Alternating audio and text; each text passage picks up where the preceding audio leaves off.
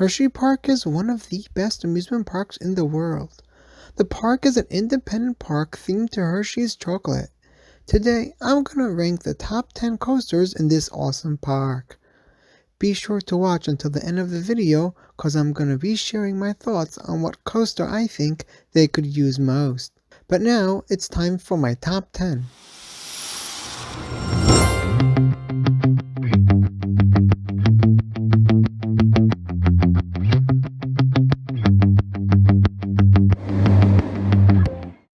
Number 10 is Skyrush. Sorry Airtime Thrills, not really. Number 10 is a Sidewinder. Sidewinder opened in the early 1990s, 1991 to be exact. It's built by Vekoma and is your standard boomerang coaster. The ride's got 3 inversions and is pretty fun, though it is a boomerang so it can't be too great. Number 9 is Wildcat. This is a really special coaster. Wildcat was the first coaster built by Great Coasters International, known as GCI. We all owe a huge thank you to Hershey Park for giving GCI a chance at their first coaster.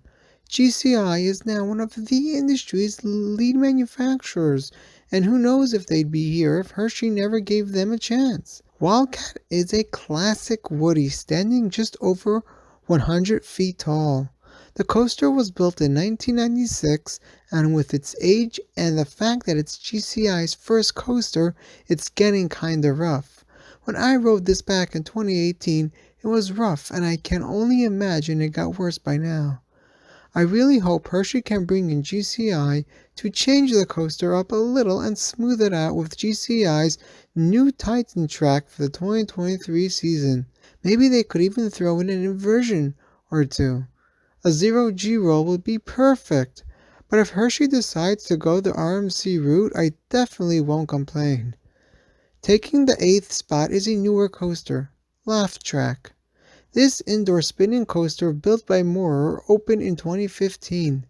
You might be wondering why I'd put a spinning coaster ahead of a GCI Woody, and to be honest, it is a little strange. But this ride was such an experience, it was like no other. The ride can get very long lines, especially in hot days, since it's indoors, but it's definitely worth the wait. I don't think I'd say this about any other spinning coaster, but for me, this one was just amazing. 7th place is Lightning Racer. 4 years after Hershey Park contracted GCI to build Wildcat, they were looking for their next coaster. Wildcat was doing so well for its time that Hershey Park decided to get another GCI Woody. Lightning Racer opened in May of 2000, and though it's 16 feet shorter than Wildcat, it's still better. The fact that it's a dueling coaster just adds on to the experience. Lightning and Thunder? Really, 2 individual coasters make up Lightning Racer. Moving on to 6th place is Comet. Looking at its stats, it looks like a plain old Woody. It was built by PTC back in 1946, and Woodies that are that old usually aren't that great. But this one's different. I don't know what Hershey Park is doing to keep this ride going, but they're doing a great job. Comet is only 86 feet tall, the shortest of the 3 wooden coasters at Hershey Park, yet it beats them all. If someone were to tell you an 86-foot wooden coaster from the 1940s was better than 2 taller ones from the 1990s, you'd think they're crazy. But if you ever rode Comet, you know exactly what I'm talking about. The airtime on this thing is insane. It just doesn't stop. You ride this, you'll get whipped out of your seat over and over. It reminds me of El Toro, just in mini. Overall, Comet is a great coaster and a must-ride at Hershey Park, so make sure you don't overlook it next time you visit. In 5th place is the first of 3 Intamins at Hershey Park. Fahrenheit opened in 2008, being the first beyond vertical drop coaster to ever open. It stands at 121 feet and reaches speeds of 58 miles an hour, but don't let its stats fool you. This coaster is a monster. Its 6 inversions are sure to wow you, and it's an experience like no other. Picture a Gustlar Eurofighter, but then imagine it's built by Intamin. That's Fahrenheit. The first time I rode it, I had no words to describe it, but it's one awesome ride.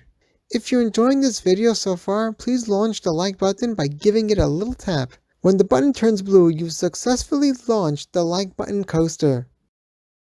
In 4th place is, in my opinion, one of the most underrated coasters in the world. If I was making a list of underrated coasters, Great Bear will be at the top. For starters, it's a B&M, which already tells you it's a great ride. It's a B&M invert standing at 90 feet tall with 124-foot drop.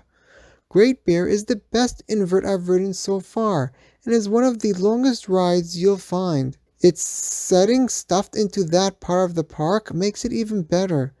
It's graceful and smooth, but when you let your guard down, it comes back with a force.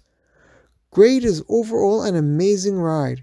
If you go to Hershey Park, don't leave without at least one ride on this. 3rd place is Storm Runner. When I visited Hershey Park, I didn't get a chance to ride this because it had already closed down for the day, so I can't really rank it properly. But from what I hear about this ride, I'd say it takes the 3rd place spot on the list. Storm Runner opened in 2004, and out of the 4 Intamins of its kind, is constantly ranked the best. It's a lot shorter than its sister Top Thrill Dragster and Kingdaka, but reviews on it rank it higher. Skyrush is in 2nd place, and unfortunately for me, the ride broke down and I never got a ride on this coaster. Being that I missed 2 of the park's best coasters and they now have a new one for 2020, I hope I can get back there this year. Skyrush can be very controversial, and if you know Airtime Thrills, you know what I'm talking about. But I think it would take the 2nd place spot on the list. Skyrush was supposed to be built by B&M. Hershey turned to them asking for a hypercoaster, but B&M refused to build it as the plot of land didn't fit their safety standards. Hershey then turned to Intamin, who managed to squeeze the ride in. Skyrush opened in 2012, and had it been a B&M, it may have never had the controversy it causes. In 1st place is Candymonium. That's right, a B&M hypercoaster. After Skyrush, Hershey Park still wanted their B&M hypercoaster, so they bought a new piece of land and extend the park, building Candymonium and a new entrance plaza. Candymonium is on the short side of B&M hypercoasters, though its pacing is great. It rips through the layout and is arguably the best B&M hyper ever. It's the tallest and fastest coaster in the park, but some aren't happy with the coaster and say it needs more elements. I don't know. The coaster looks perfect, and being that it's Hershey Park, I think it'll be one of my best coasters ever. That's why I put it in number 1. Go check out Airtime Thrills channel. He may not be the biggest fan of Skyrush, but he has awesome content, and he's very nice that he allows other channels to use his coaster footage. I really appreciate him and all the others. Now I'm going to share what coaster I think Hershey Park could use most. They already have 3 Woodies and 3 Intamins. They only have 2 B&Ms and no coasters from RMC. With that being said, I think a launch coaster like a launched RMC Raptor or a launched B&M Wing Coaster would be best for them. A Wing Coaster would give them a 2nd launch coaster as well as a 3rd B&M, and could go in the other part of the Chocolate Town, while a launched RMC Raptor will give them an RMC and a more low-to-the-ground style launch coaster that would be more intense. It could go where Sidewinder currently stands. Though I don't think they'd get a Raptor for a while, especially with Great Adventure getting Jersey Devil in 2021. What do you think of my top 10 coasters? Do you think I ranked Comet too high? Let me know in the comments.